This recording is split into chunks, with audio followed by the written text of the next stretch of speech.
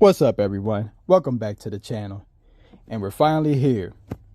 It's the end of the NFL 2025 season, and this is the final power rankings of the season. So, it's been an up and down year for many teams. Some teams uncharacteristically down. The Lions didn't make the playoffs. The Chiefs didn't make the playoffs. And the Ravens didn't make the playoffs. The last few years, for the Chiefs, probably about the last 7 or 8 years, they've been perennial contenders. And the Lions, they came up and they've been contenders in the last 3 years or so. The Ravens have been contenders in the last 4 to 5 years or so. But none of those 3 teams made it this year. So it's been a down year for them. We have our typical bottom dwellers. The Titans, the Browns, who else is typically at the bottom? The Giants, the Jets. Teams like that, they didn't make it either, but we expect that from them. We had some surprises this year. We had the Bears. The Jaguars bounced back in a major way. The Texans ended the year on like a 7-8 game winning streak after struggling in the beginning. So it's been a crazy year for the NFL. For the teams that didn't make the playoffs, they will not be included in this power rankings. So, without further ado, I'm going to jump right into the NFL 2025 final power rankings of the regular season. So at number 14, we have my Carolina Panthers. So the thing I have to say is, sarcastically, way to back your way into the playoffs, team. Yeah, we got cheated on a couple plays, but I watched the offense be pathetic for the vast majority of the possessions when we had the ball, and just didn't get it done. The defense showed up, played pretty well, but the offense gave me nothing. I understand it was raining out there, but the Bucs had to play in the rain too.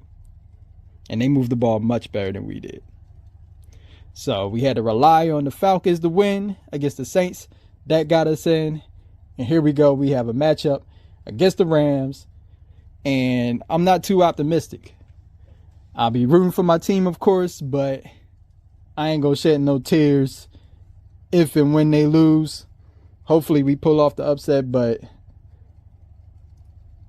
I mean, we beat them once in the season while they was probably sleepwalking. I doubt we beat them for a second time. But go Panthers. Moving on to number 13, we have the Steelers. Now, congrats to this team for doing what my Panthers should have done and win the division with their own hands by defeating a division rival. Again, Mike Tomlin has a winning season as a coach, but I think this team will be one and done because they get the Texans next. At number 12, we have the Chargers.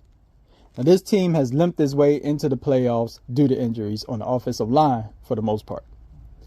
They'll have to travel to the Patriots for their wildcard game. And traveling all the way to the East Coast and playing in the cold has historically been bad for this team, and I expect that trend to continue. Number 11, we have the Packers.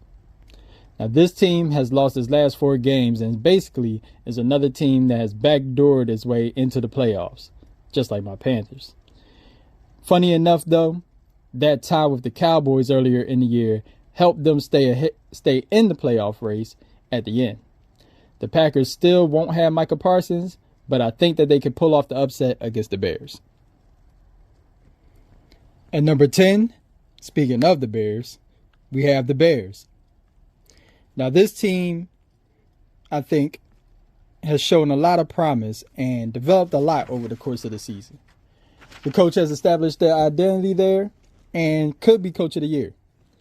Caleb has shown a bit of progression that you want to see from your starting quarterback, especially one drafted number 1 overall. But the run game has been the best in the league and has been carrying the offense.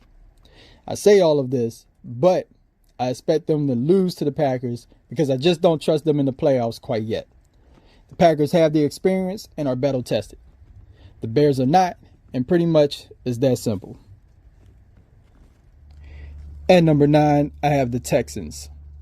Now, I've been talking about this team's defense for about 2 months now, and that's the thing that's going to have to carry them through the playoffs. However, they will need the offense to step it up if they want to get to the Super Bowl.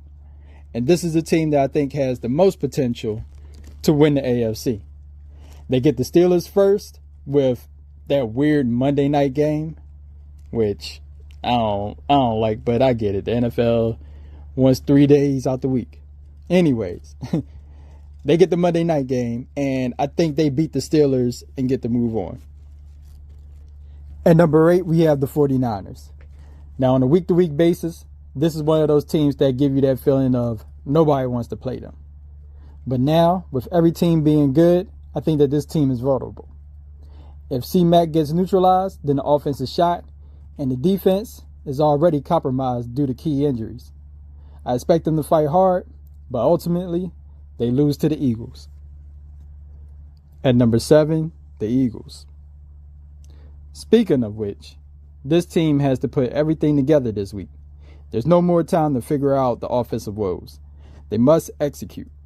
Establish the run, keep the chains moving on third down, and do something else beyond the tush push in short yardage situations.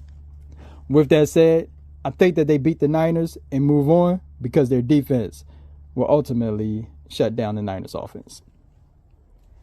Number 6, the Jaguars. Right now, everything about this team is screaming Super Bowl run, except for one thing. They have to play the Bills in the first round. And I just don't think that they'll win that game, despite it being a home game. So, sorry, Jaguars. Good luck. And number 5, we have the Bills. Everything's set up for Josh Allen now. There's no Patrick Mahomes. There's no possibility of Lamar Jackson coming through with a heroic performance to upset him. And he's the most battle-tested quarterback left on the AFC side of the bracket. Now, he will have to battle through teams with better records, so they will have to play on the road. And the Jaguars' defense might be tough on him, but I think the Bills get it done by actually leaning more on the running game and using the tight ends to their advantage. I think the Bills move on. Next team. Number 4, the Rams. Now, this team couldn't have gotten a better first-round matchup. They'll probably beat my Panthers and win the rematch, and they move on. There's not much more to be said. And number 3, we have the Patriots. Getting the Chargers in the cold is one of the best matchups a team can hope for. I don't really have an analysis because I think this game might be close at halftime at the most, but the Patriots pull away for probably a double-digit win by the end of the game. Finally, we've come to the top 2 teams in the power rankings. And obviously, those teams are the number 1 teams in each respective conference. The teams that have the bye week this week and don't have to play. Those teams being for the AFC, the Broncos, and for the NFC, the Seahawks. Now I have the Broncos at number 2, and I have the Seahawks at number 1. Now, I obviously could have flipped a coin and just had one be heads and one be tails. They did both finish with the same record at the end of the season, by the way. But my analysis for the Seahawks being the number 1 team over the Broncos is that the Seahawks had to win the toughest division in football this year, and that division is the NFC West. And down the stretch of games at the end, they had to beat both the 49ers and the Rams at different points.